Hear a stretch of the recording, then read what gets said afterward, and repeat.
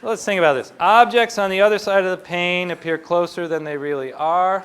Well, isn't that what we just said on the previous slide, that makes it appear closer? Yeah, so that one's true. B, with your eye close to the surface of the pane, you can see objects around the corner that you otherwise couldn't. What the heck does that mean? So here we have a wall, let's say, and another wall, and a thick pane of glass. So here's the glass, and here's your eye, and we said it's sort of like an eye, close to the pane. And here you are. All right. Now you can you see an object around the corner over here, I guess a little tree or something, that you otherwise couldn't see, right? You couldn't see that. If the pane of glass was not there, what would happen? Well, you couldn't see it because the wall is in the way. But now, because of Snell's law, the light gets bent right into your eye, and you can see objects around the corner. That's kind of cool.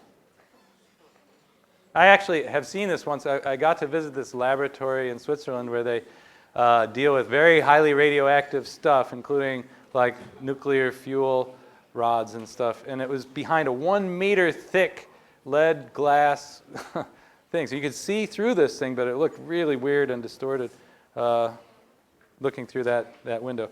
What about C? The higher the index of refraction, the farther away objects on the other side of the pane appear. Well, I think we saw in the previous slide that the image is closer to the object due to refraction. Well, if the index of refraction goes up, the image is going to be even closer. You get more of an effect. So C is false. How did we do?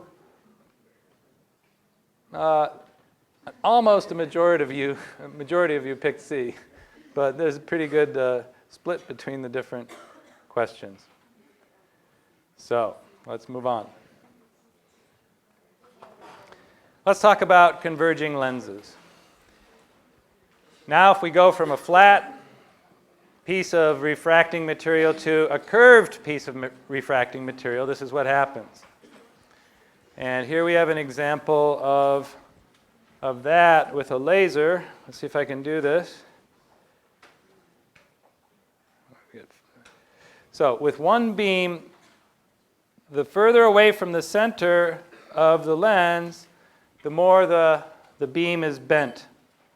Right? And that's what's being shown up there. Let's try to get 5 beams through here. Well, 3 anyway. Here we have 3 beams. The further away from the center it is, the more bent it is. And so there's some point in space at which the beam going through the center, which isn't bent at all, and the 2 beams on the side all converge. I'm supposed to be able to get 5 here. Oh, I see. This one doesn't have 5 holes. That's okay. We call that point in space where the beams converge the focal point of the lens, or the focal length of the lens. It's a distance from the center of the lens to that point. Is called f. All right? And by our convention, f in this case is positive.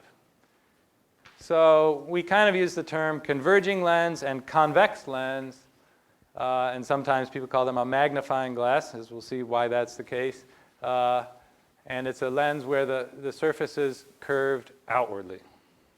A convex lens acts as a converging lens with some focal length. The more curvature, the shorter the focal length. So now what if we have an optical element where it's curved inward, a convex lens? In that case, the 3 beams here are spread apart, and the further away you are from the center, the more the bending is. All right, just take this away altogether, and you can see that. Now, we still can define what we call the focal length of a diverging lens, or a convex lens, as follows. And I think you can guess how you do it. You just take the rays and trace them back to the point where they all seem to emanate from, and that's the focal point. Now, for a diverging lens, the focal length is negative by our convention. We need a sign convention for positive and negative for this stuff. So again, for a converging lens, you get the incoming parallel rays are focused to a point. For a diverging lens, incoming parallel rays are appear to emanate from a point behind the lens. Appear to emanate from a point in front of the lens. You can put these in combination, and the stronger one sort of wins, right? Or you could converge them and diverge them back into a set of parallel rays like that. So here we've just squished the rays closer together. So now the question becomes, how do these lenses actually create images? So we can do that by tracing the light coming from some point on an object. So we have an object over here, a tree, again, which we started with today.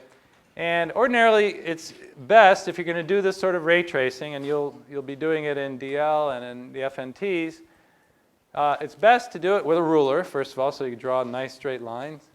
Second of all, what you do is you place the object such that the foot or bottom of the object is on the center line, the center axis of your whole optical system. And you center your lens on that same line. Good? So now light going from the bottom of the object, passing through straight, just goes straight forever. What about light coming from the top of the tree? This is a real tree, and it must be either a really small tree or a really big lens to do this, right? But okay. It can be anything. Oftentimes we draw it as an arrow or something like there, a person standing there. Think about the light. Like we say, it's going off in all directions. Some of the light is captured by the lens, right? Well, let's first consider the light that is parallel to our main axis here. That light comes in parallel, and it is sent to the focal point. Here's the focal point. The focal length f of the lens is here. And it keeps going. It keeps going right through that, on and on and on. Likewise, light that comes from the top of the tree and passes through the center of the lens, nothing happens to it. It's not bent. And it keeps going and eventually meets up with the light that came from the top of the tree. Well, that's good. What about the light that goes here and emerges parallel? Well, in order to do that, it has to pass through a point at minus f from the lens, opposite the focal length, and then it's sent parallel and also meets up with these other two rays like so. And that's really what happens in a lens. And you get an image produced from this lens, which is upside down and at some place in space that we could calculate or measure with our ruler. I mean, if you do this with a ruler, you can just measure where the image is because that's where all the points converge. Now, one of the key things is as follows. We've only considered the light from, well, the foot of the object here going through and light coming from the top of the tree here. Well, if you do the same exercise for any other point you might choose and draw where the rays converge, they converge to the corresponding point on the image. So that's why you can get away, when you're doing ray tracing, you can get away with just picking one point on the object because it's as good as any other point.